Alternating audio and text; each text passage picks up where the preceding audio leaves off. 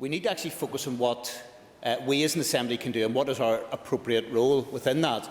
And here I would find a degree of fundamental disagreement, particularly with the motion and the approach taken, because I don't believe that it's appropriate for this Assembly to be in any way, first of all, interfering in what is essentially a turf war down south between Fianna Fáil and Sinn Féin.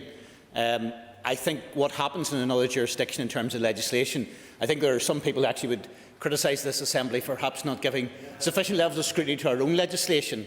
I think it is somewhat expansionist in an approach to suggest then we should be interfering in the direct legislation of the Irish Republic. To that end, I think myself and some of my colleagues find ourselves in many ways in the unusual position as the defenders of Irish sovereignty today. We are a different jurisdiction. It is not our role to interfere in the internal affairs of another country. Now, again, when reading this motion, I wondered for a second, with the criticisms of NAMA, whether indeed Sinn Féin had become perhaps nervous of the link-up between the Ulster Unionists and the Conservatives, and indeed in some way were seeking to reposition themselves on the right of the Ulster Unionist Party by saying it was terrible that there was this level of state interference in the banking sector, and indeed proposing a very much a free market solution. However, in reading the details, perhaps less surprising, understanding that the position of Sinn Féin is to nationalise banks, as indeed I suspect they would be keen to nationalise everything. I see at least one member on the benches seem to be giving some level of tacit support to that. I have to say that simply nationalisation of banks, in the same way as in Russia in the first part of the 20th century, we saw the nationalisation of lands and then eventually the elimination of the kulak as a class, shows actually, I think, the sort of retrograde thinking of Sinn Féin on this issue. The evil corporatists are to be faced down on all occasions. I give way, I think, Mr. Cobain is. Are the banks not in effect nationalised? Are the banks in effect not nationalised? Well, I wait. Yes, I wait to see how that. I mean, does it go on the dole?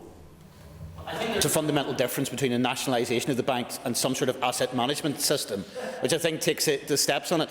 Well, I appreciate the member opposite would be quite keen probably to go further, and I wait to see this in the Conservative and Ulster Unionist manifesto that they what, sorry?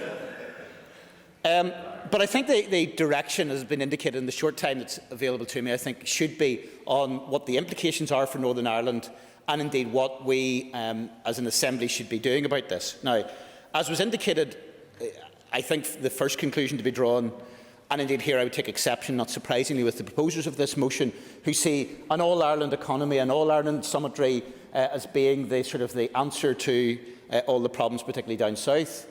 I think if there is one lesson to be learnt from the financial position down south, is that we were very wise to steer clear of the sort of off-charm offensive that was thrust our direction, both from the public and also from some of the nationalist parties who were consistently looking economically for Northern Ireland to be much more tied in closely with the Republic of Ireland.